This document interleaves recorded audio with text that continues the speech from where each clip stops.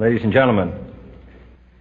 The very word secrecy is repugnant in a free and open society, and we are, as a people, inherently and historically opposed to secret societies, to secret oaths, and to secret proceedings. We decided long ago that the dangers of excessive and unwarranted concealment of pertinent facts far outweighed the dangers which are cited to justify it. Even today, there is little value in opposing the threat of a closed society by imitating its arbitrary restrictions. Even today, there is little value in ensuring the survival of our nation if our traditions do not survive with it. And there is very grave danger that an announced need for increased security will be seized upon by those anxious to expand its meaning to the very limits of official censorship and concealment. That I do not intend to permit to the extent that it's in my control. And no official of my administration, whether his rank is high or low, civilian or military, should interpret my words here tonight as an excuse to censor the news, to stifle dissent, to cover up our mistakes, or to withhold from the press and the public the facts they deserve to know. For we are opposed around the world by a monolithic and ruthless conspiracy that relies primarily on covert means for expanding its sphere of influence, on infiltration instead of invasion, on subversion instead of elections, on intimidation instead of free choice, on guerrillas by night instead of armies by day.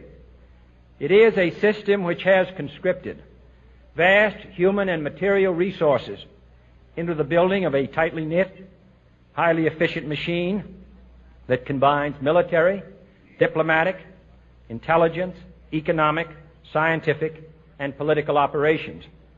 Its preparations are concealed, not published. Its mistakes are buried, not headlined. Its dissenters are silenced, not praised.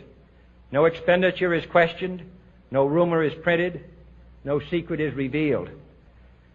No president should fear public scrutiny of his program, for from that scrutiny comes understanding, and from that understanding comes support or opposition, and both are necessary. I am not asking your newspapers to support an administration, but I am asking your help in the tremendous task of informing and alerting the American people. For I have complete confidence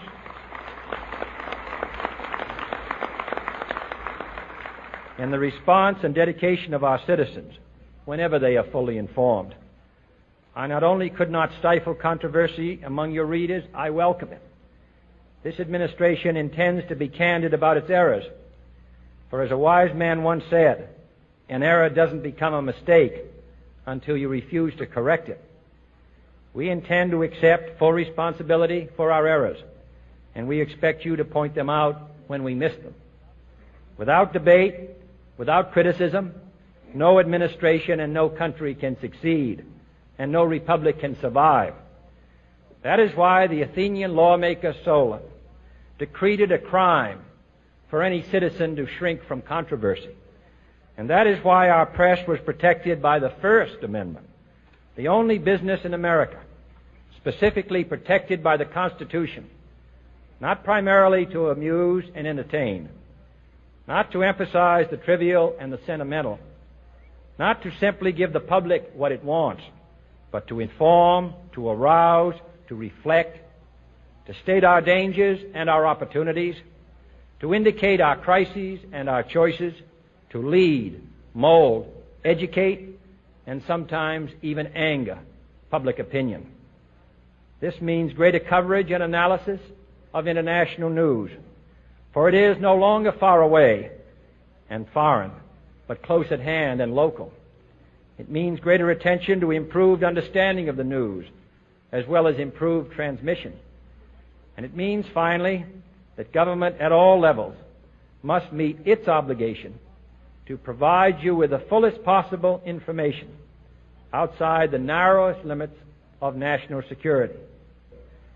And so it is to the printing press, to the recorder of man's deeds, the keeper of his conscience, the courier of his news, that we look for strength and assistance, confident that with your help, man will be what he was born to be, free and independent.